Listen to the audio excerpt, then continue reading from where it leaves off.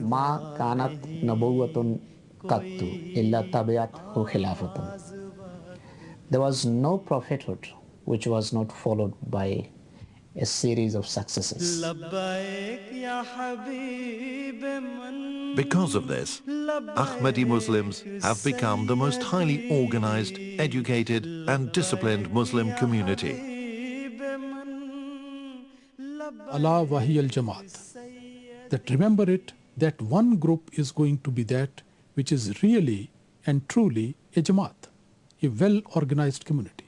And by that he was referring, obviously, to that verse of the Holy Quran in Surah Nur, where Allah Almighty has mentioned that the righteous people will be blessed with the institution of Khilafat.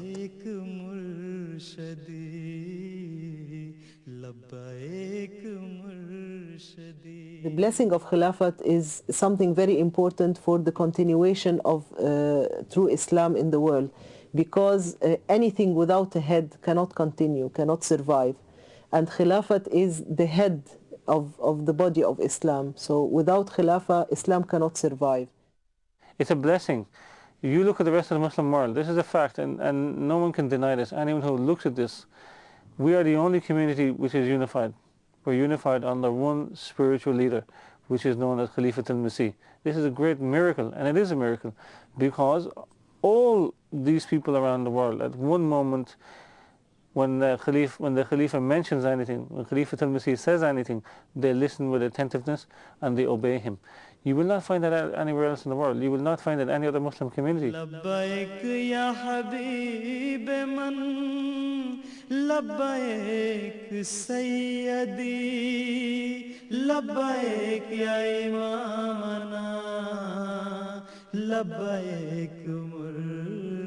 And we can see that by the grace of Allah, our Ahmadiyya Muslim community is the only one from all the Muslim sects today which is having this institution of Khilafat, and under the banner of that Khilafat, all the communities progressing.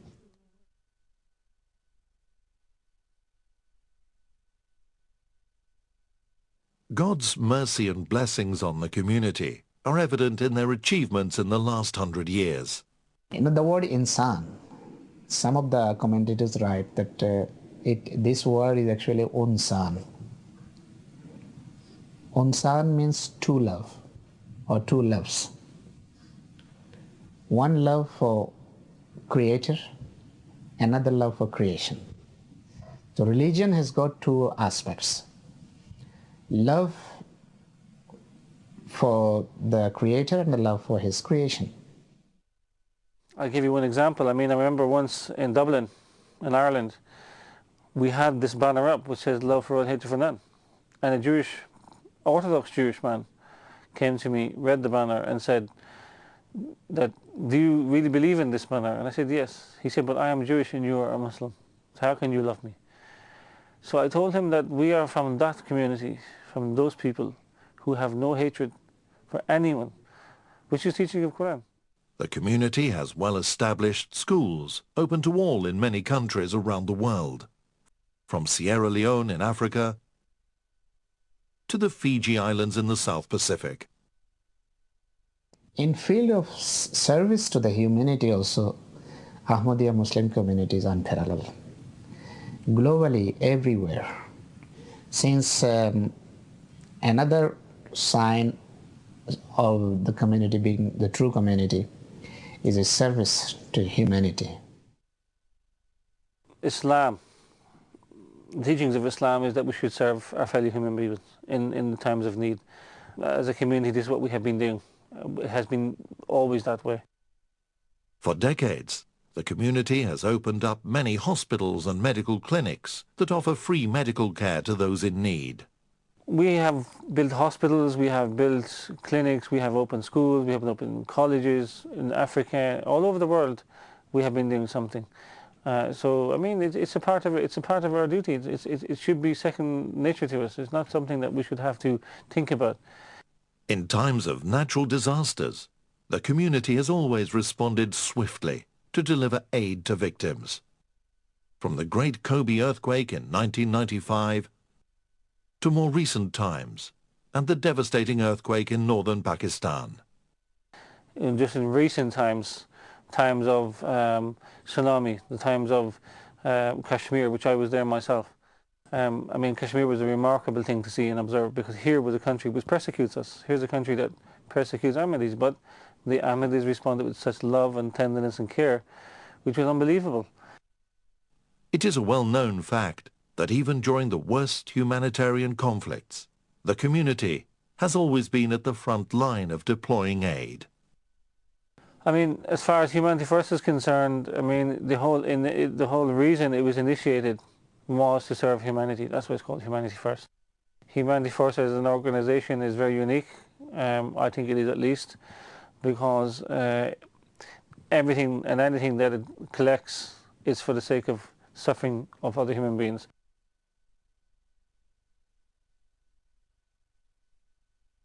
Among the millions of Ahmadi Muslims are some who have had profound influence on world events and have been recognized by the international community for their outstanding services to mankind.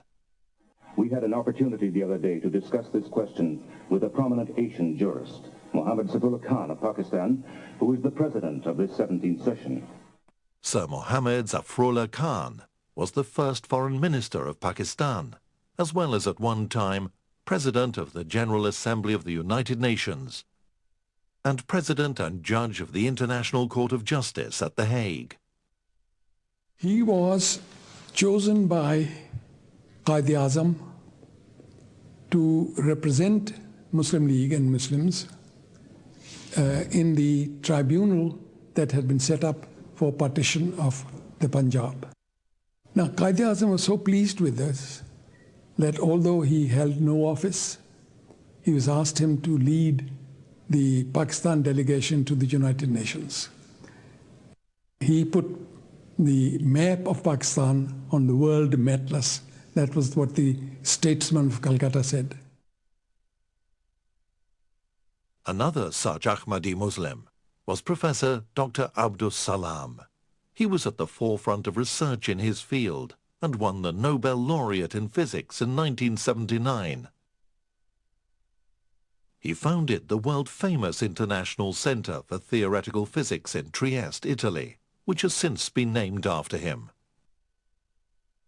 Both Dr. Abdus Salam and Sir Zafrullah Khan were devout Ahmadi Muslims and highly respected scholars of Islam.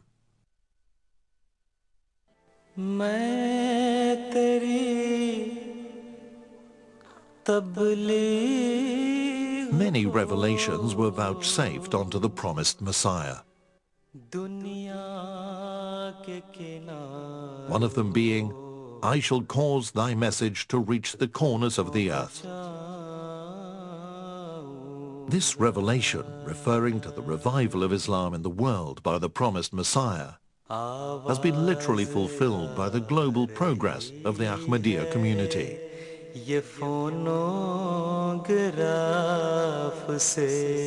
But in 1994, the fulfillment of this revelation took an extra dimension with the establishment of Muslim Television Ahmadiyya International.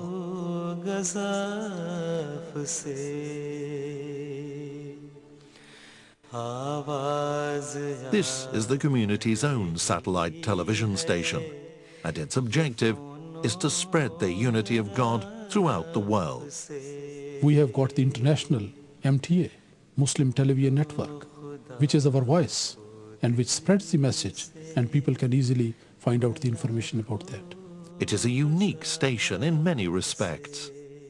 It is run almost entirely by volunteers, and it is funded by the members of the Ahmadiyya Muslim community. अल्लाह ताला के हुकूक में सबसे बड़ा हक यही है कि उसकी इबादत की जावे. Through MTA, the Khalifa is able to address the entire world. In this way, MTA becomes a demonstration of Islamic equality. It gives the Khalifa a chance to advise all Muslims at the same time on urgent matters that face them.